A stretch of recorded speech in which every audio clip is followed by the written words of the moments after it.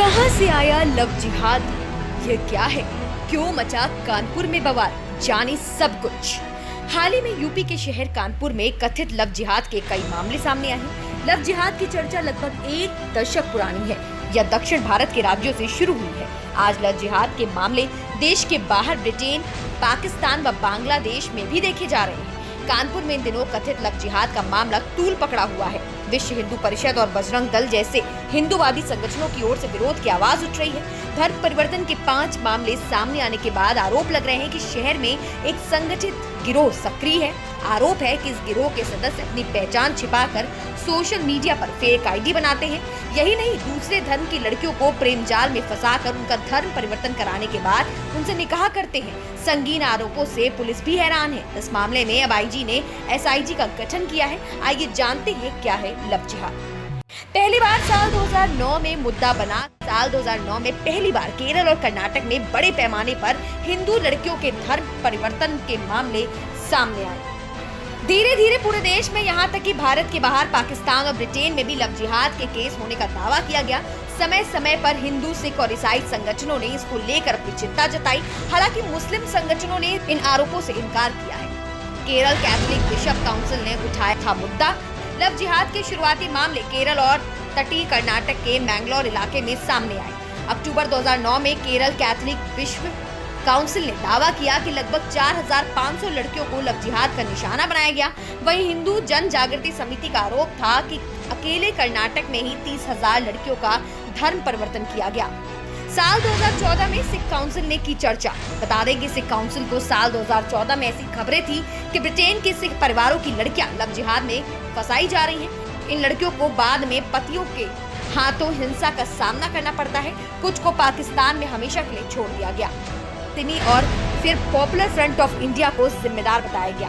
केरल में कुछ फिल्मों पर आरोप लगाया गया कि वे लव जिहाद को बढ़ावा दे रही हैं। हालांकि उनके निर्माताओं ने इन आरोपों को बेबुनियाद बताया।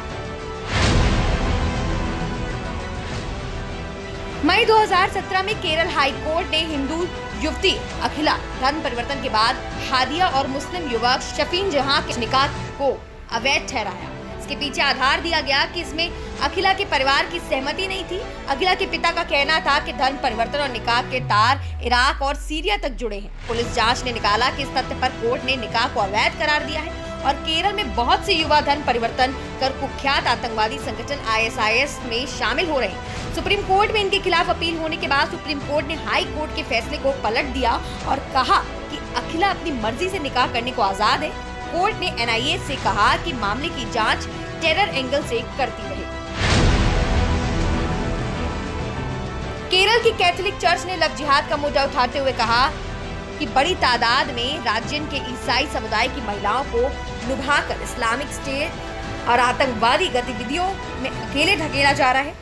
कार्डिनल जॉर्ज एलन चेरी की अध्यक्षता वाली पादरियों की एक संस्था ने राज्य सरकार पर भी आरोप लगाया कि वह लव जिहाद के मामलों को गंभीरता से नहीं ले रही है। इस्लामिक संगठन पॉपुलर फ्रंट ऑफ इंडिया ने इन आरोपों से इनकार किया। वहीं विश्व हिंदू परिषद ने बयान का स्वागत किया। पादरियों की धर्मसभा ने एक पुलिस रिकॉर्ड का हवाला देते हुए कहा कि जिन 21 लोगों को IS में भर्ती किया गया है, उनमें से आधे ईसाई थे जिन्होंने अपना धर्म बदला था। ये घटना पूरे समुदाय के लिए एक आंख खोलने वाली होनी चाहिए। यह भी पता चला है कि कई लड़कियों को लव जिहाद के जरिए आतंकवादी गतिविधियों में इस्तेमाल किया जा रहा था। ये गंभीर मामला है। लव जिहाद कोई कोरी कल्पना नहीं है।